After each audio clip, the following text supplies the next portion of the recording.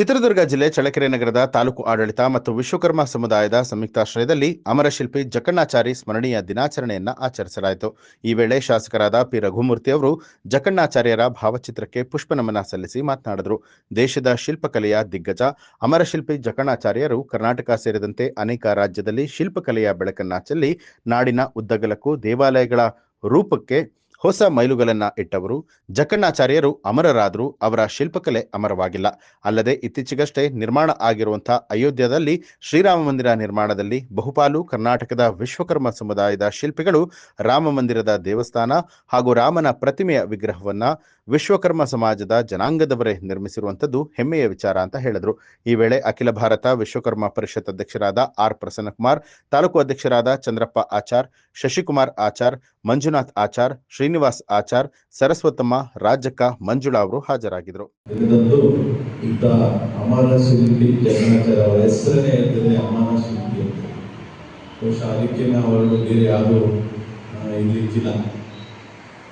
ಅಮರ ಅಂತ ಹೇಳ್ತೀವಿ ನಾವೆಲ್ಲ, ಅಮರ ಆಗ್ತದೆ ಅಂತ ಒಂದು ಹೆಸರನ್ನ ಹೊತ್ತಂತ ಮಹಾತ್ಮರನ್ನ ಇವತ್ತು ನೆನೆಸಂತ ಸಂದರ್ಭ. ಬಹುಶಃ ಈ ಶಿಲ್ಪಕಲೆ ಏನಿದೆ ಇವತ್ತೆಲ್ಲ ಜೀವಂತವಾಗಿದ್ದರೆ ಅದಕ್ಕೆ ಮೂಲ ಪುರುಷರು ಈ ಒಂದು ವಿಶ್ವಕರ್ಮ ಸಮಾಜದಲ್ಲಿ ಜನಿಸಿದಂಥ ಅಮರಶಿಲ್ಪಿ ಜಕಣ್ಣಾಚಾರ್ಯರು ಅಂತ ಹೇಳಿ ನಾವೆಲ್ಲರೂ ಭಾವಿಸ್ಬೋದು. ಅದು ಈಗಾಗಲೇ ಅದ್ಭುತ ಆಗಿರುತ್ತೆ.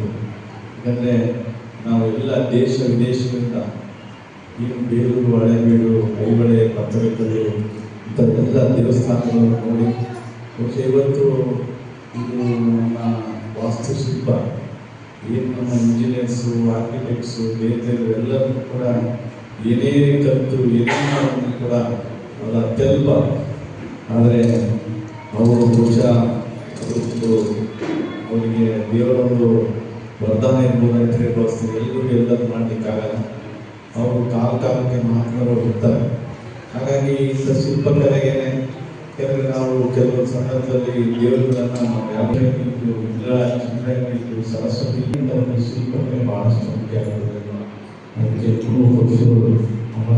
ದೇಶದಲ್ಲಿ ಈ ವಾಸ್ತುಶಿಲ್ಪ ಇಡೀ ವಿಶ್ವದಾದ್ಯಂತ ಅದಕ್ಕೆ ಮಾಡಿದ್ದಾರೆ. ಜೊತೆಗೆ ಇಂಥವರು ಪ್ರಾಸ್ತಾವಿಕವಾಗಿ ನಮ್ಮ ತಹಸೀಲ್ದಾರ್ಗಳಿದ್ದಾರೆ, ಜೇವಿರಾಚಾರ್ಯರು ಕೂಡ ಮಾತನಾಡಿದ್ರು. ಹಾಗಾಗಿ ಅವರನ್ನು ನಾವು ನೆನೆಸ್ತಾ ಈ ಸಮಾಜ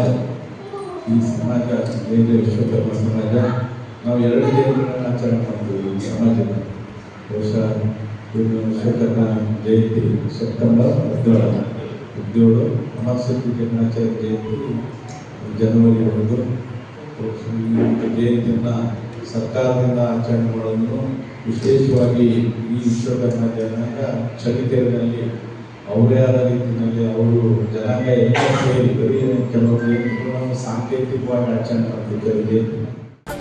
ನ್ಯೂಸ್ ಅಲರ್ಟ್ ನಿಮ್ಮಿಂದ ನಿಮಗಾಗಿ.